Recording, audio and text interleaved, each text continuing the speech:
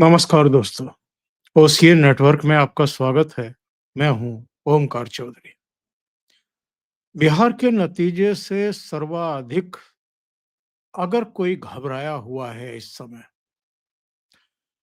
तो दो हैं। एक ममता बनर्जी और दूसरे अखिलेश यादव। ममता बनर्जी को तो लग रहा है कि जिस तरह का स्ट्राइक रेट बिहार में भारतीय जनता पार्टी, जदयू यानी एनडीए गठबंधन का रहा है, सभी दलों का, वो ना केवल उनके भीतर के आत्मविश्वास को तोड़ने वाला है, बल्कि निरंतरता में ये बता भी रहा है। आप हरियाणा देख लीजिए, महाराष्ट्र देख लीजिए, दिल्ली देख लीजिए, जो स्ट्राइक रेट रहा है भारतीय जनता पार्टी का जीतने का, सीटें जीतने का, वो ये बता रहा है कि लोकसभा चुनाव में जो थोड़ा-सा झटका लगा था, उससे अब भारतीय जनता पार्टी और उसकी लीडरशिप उबर चुकी है, और केवल उबर नहीं चुकी है, बल्कि अब छलांगे मार रही है।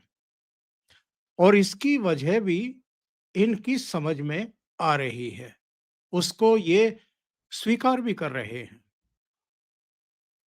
कि top to bottom Bharatiya Janata party में जितना श्रम परिश्रम होता है, जितना संवाद होता है, संपर्क होता है, समन्वय होता है, इतना अन्य दलों में कहीं दूर तक भी नहीं है। और जो लीडरशिप का उपयोग किया जाता है भारतीय जनता पार्टी के भीतर, कहाँ किसकी ड्यूटी लगानी है, कहाँ किसको क्या काम सौंपना है, और उनकी निरंतर समीक्षा, जिसका नतीजा ये देखने को मिला है। और बिहार में जहां 9 बार के चीफ मिनिस्टर थे नीतीश कुमार, और फिर 10वीं बार उन्होंने शपथ ग्रहण की, और ऐतिहासिक बहुमत के साथ शपथ ग्रहण की।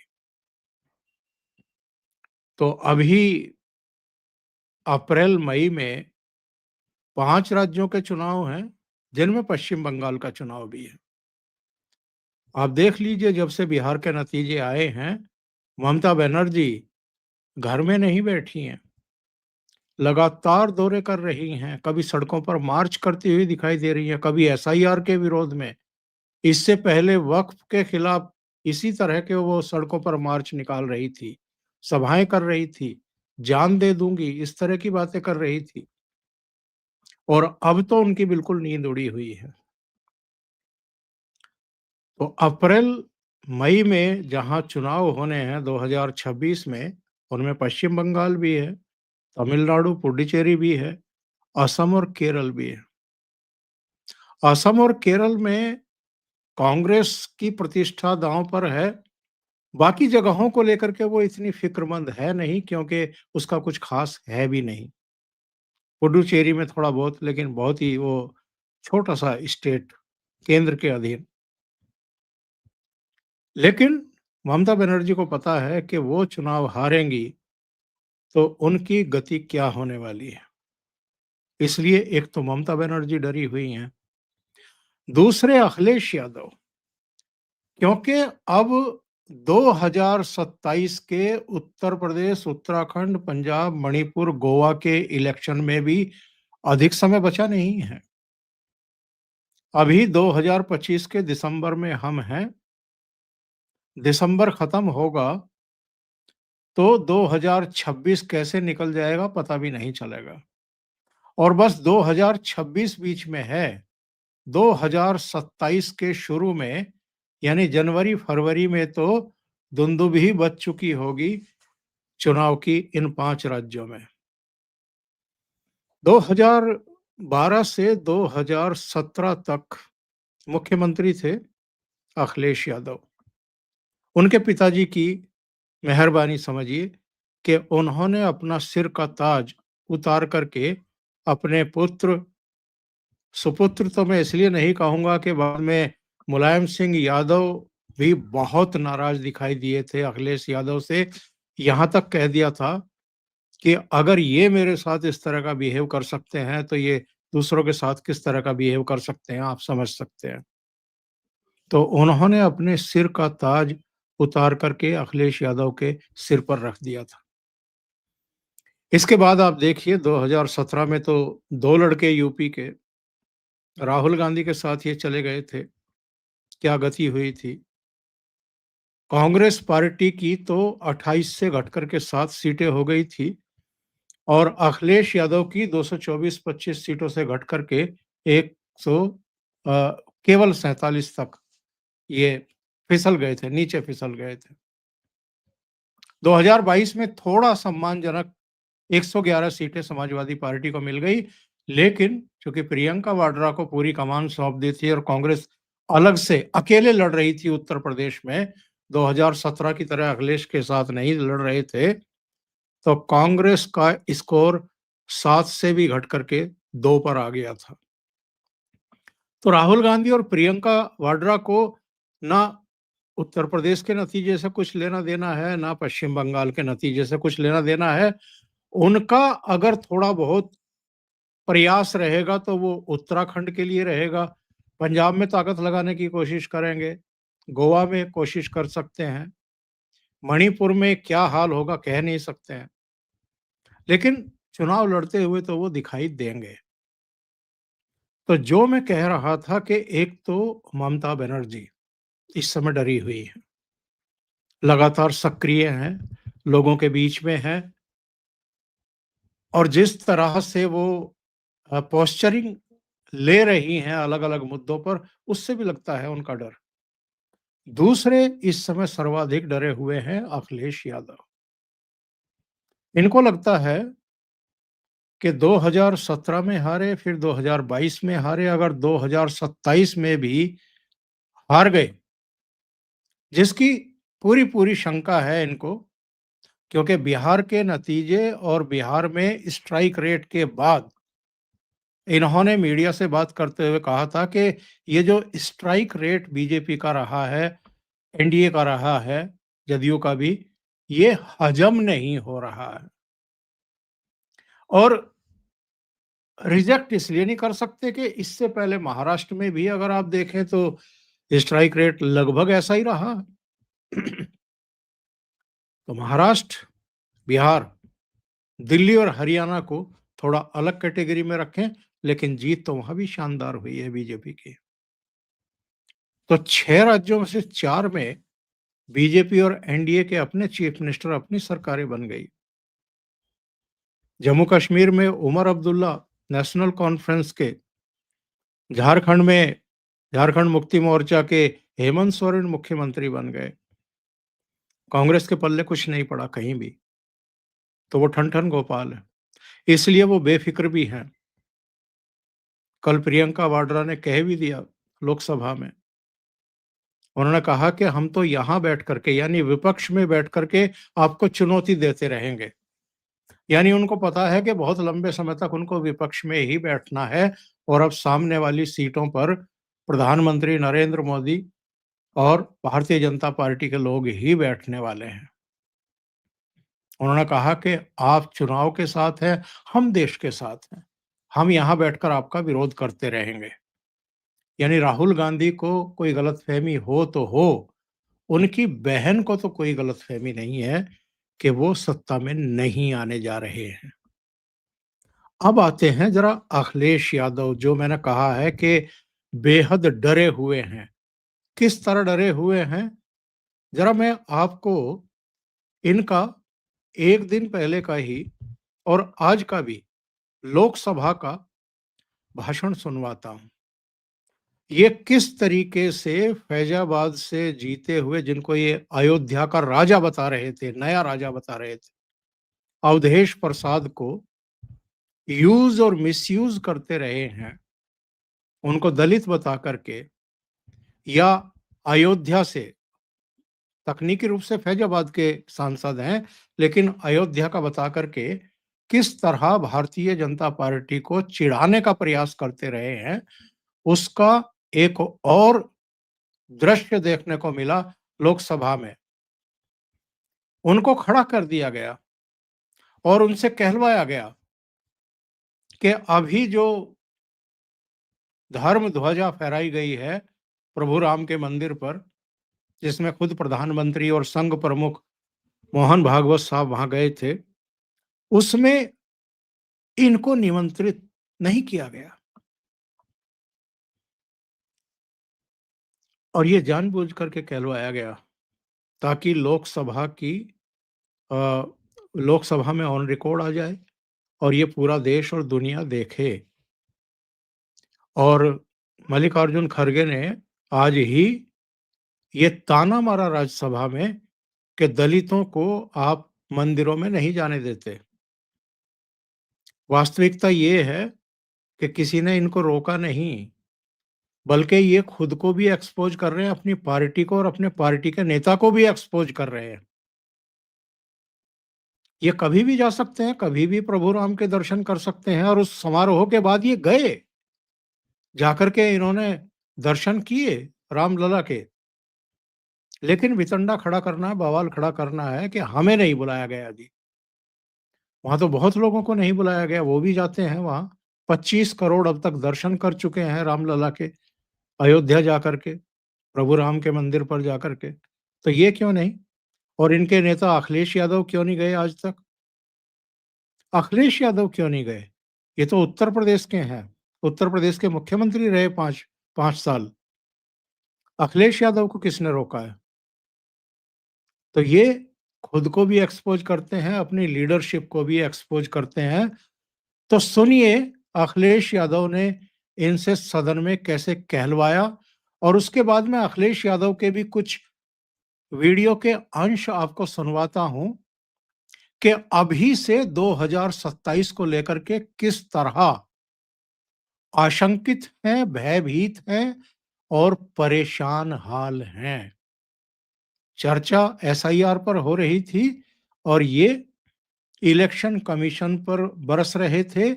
ये मतपत्र के जरिए वोटिंग कराने की बात कर रहे थे। इलेक्शन कमीशन के नियुक्ति में अपनी भूमिका कैसे हो, मेरी भूमिका कैसे हो, इस पर जोर दे रहे थे। ये इलेक्ट्रोल बॉन्ड पर भी सवाल खड़े कर रहे थे और इनका ये भी कहना था कि मीडिया, वो चाहे सरकारी मीडिया हो यानी दूरदर्शन हो या प्राइवेट मीडिया हो, जो अलग-अलग टेलीविजन चैनल हैं, उन पर सत्तारूढ़ दल को भी और विपक्ष को भी बराबर का स्पेस मिलना चाहिए।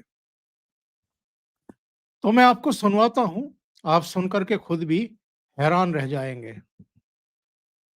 विवाद पैदा किया जा रहा है। अभी हाल में 25 नवंबर को माननीय प्रधानमंत्री जी अयोध्या में गए थे प्रभु श्री राम के मंदिर पर पताका फहराने। हम नहीं समझ पाए कि मुझको इग्नोर क्यों किया गया, हमें पास क्यों नहीं दिया गया, हमें उसमें शामिल होने का निमंत्रण क्यों नहीं दिया गया। ये मर्यादा पुरुषोत्तम राम के जो लोग हैं, ये अवधेश प्रसाद का अपमान नहीं है, बल्कि अयोध्या के प्रभु श्री राम के लोगों का अपमान है। सभापति महोदय, इनको देख लीजिए, इनको देख लीजिए और फिर बैठ जाओ।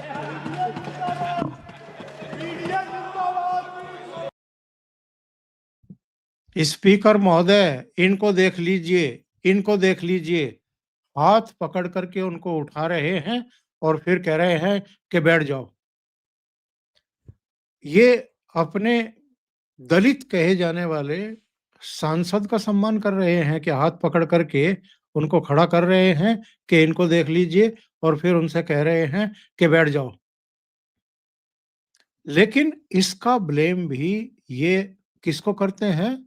भारतीय जनता पार्टी को करते हैं। आगे सुन लेते हैं।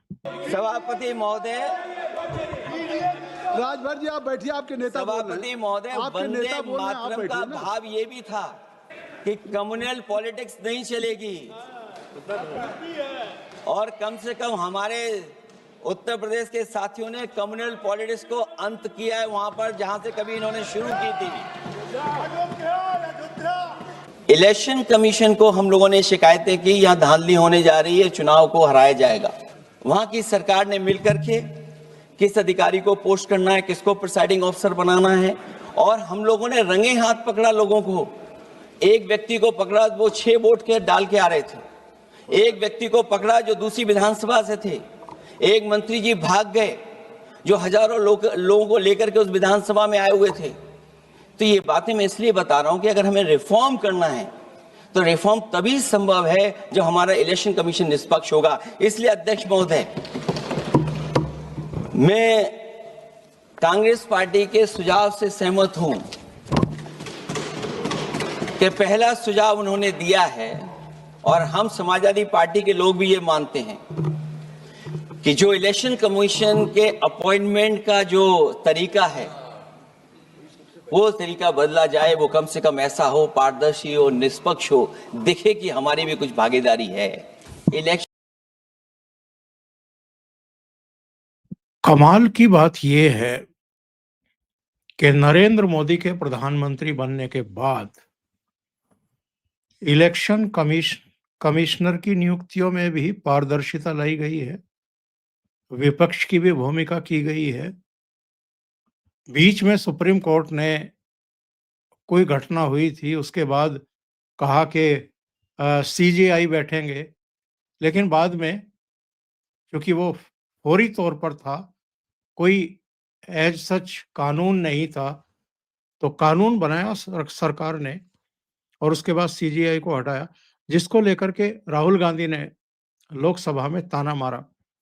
लेकिन राहुल गांधी की पार्टी की जब सरकारें हुआ करती थी तब कमिश्नर कैसे नियुक्त होते थे? हेडलाइन बनती थी कि सोनिया गांधी ने नवीन चावला को कमिश्नर नियुक्त किया इलेक्शन कमीशन में। इंडिया टुडे की हेडलाइन थी ये। किस कैपेसिटी में सोनिया गांधी नवीन चावला को कमिश्नर बना रही थी? वो तो किसी सरकारी पद पर भी नहीं थी, मंत्री भी नहीं थी, प्रधानमंत्री भी नहीं थी। ऐसे नियुक्तियां होती थी।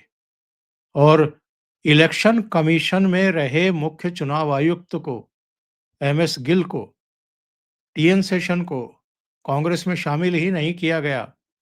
एमएस गिल को तो मंत्री भी बनाया गया, टीएन सेशन को चुनाव लड़वाया गया। कई दूसरे इलेक्शन कमीशन जिनको राज्यपाल तक बनाया कांग्रेस ने, और ये आजकल हल्ला खड़ा करते हैं। तो सुनिए अखिलेश यादव आगे क्या कह रहे हैं। इलेक्शन बैलेट पेपर से होना चाहिए और इसलिए होना चाहिए कि बहुत प्रश्न लग रहे हैं, बहुत उंगली उठ रही है। इलेक्ट्रॉनिक चीजों पे बहुत सवाल खड़े हो रहे हैं और केवल भारत के अंदर लोकतंत्र में नहीं, दुनिया के लोकतंत्र में। और ये वो अखिलेश यादव हैं जब 2012 में उत्तर प्रदेश में ईवीएम से ही चुनाव हुए थे तो समाजवादी पार्टी को करीब 225 सीटें मिल गई थी। फिर भी ये कह रहे हैं कि मतपत्र से चुनाव होने चाहिए। अभी 2024 लोकसभा चुनाव में ईवीएम से ही वोट पड़े और इनके 37 सांसद चुन करके आए। ये कह रहे हैं मतपत्र से चुनाव होना चाहिए। सुनते जाइए इनकी। लोग कुछ कह रहे हैं इलेक्ट्रॉनिक की बात और टेक्नोलॉजी की बात कर रहे हैं। मैं उनसे कहना चाहता हूं कि भारत और जर्मनी की तुलना कर लें, भारत और अमेरिका की तुलना कर लें, भारत की और जापान की तुलना कर लें, हम कहां खड़े हैं। अगर वो संपन्न देश जो टेक्नोलॉजी में हमसे कई गुना आगे हैं, अगर वो स्वीकार नहीं कर रहे ईवीएम, तो आखिरकार हम ईवीएम को क्यों स्वीकार कर रहे हैं। अगर उन देशों में लोकतंत्र है और बैलेट से वोट पड़ रहा है तो यहां पर भी बैलेट से वोट पड़ना चाहिए। और जो मेरी जानकारी जहां तक पहुंचती और जानकारी है मुझे, वो जानकारी ये कहती है कि जर्मनी में अगर आप ईवीएम से वोट डालेंगे तो वो अनकॉन्स्टिट्यूशनल माना जाएगा। सोचो, जर्मनी जैसा देश बैलेट पेपर से वोट डलवा रहा है, तो आखिरकार भारत जैसा देश हम बैलेट पे क्यों नहीं जा रहे हैं। मीडिया का जो रोल है चुनाव में, कुछ बात हम लोगों को समझ में नहीं आती। हमारे जो गरीब मतदाता हैं वो कभी कभी अध्यक्ष महोदय हमसे पूछते हैं कि आप तो टीवी पे आते हैं और चले जाते हैं, कुछ लोग टीवी पे आते हैं फिर जाते ही नहीं है। ये कारण क्या है।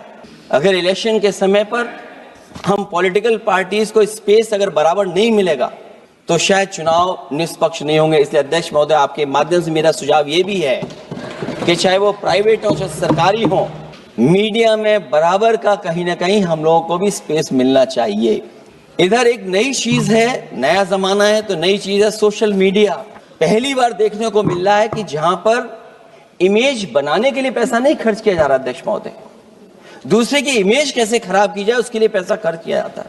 जो नकारात्मक जितना कैंपेन है, मैं अध्यक्ष महोदय दावे के साथ कह सकता हूं, हमारे पास कोई एजेंसी नहीं है, कोई सोशल मीडिया टीम नहीं है जो हम नेगेटिव कैंपेन रन कराते हो। लेकिन भारतीय जनता पार्टी के पास हजारों ऐसे लोग हैं और हजारों करोड़ रुपए इस बात के लिए खर्च करते हैं कि नेगेटिव कैंपेन कैसे रन किया जाए। और जितना जितना चुनाव करीब आता है उतना सोशल मीडिया से लेकर के हर प्लेटफॉर्म पर नेगेटिव कैंपेन अगर कोई कर रहा है तो वो कर रहा है भारतीय जनता पार्टी के लोग।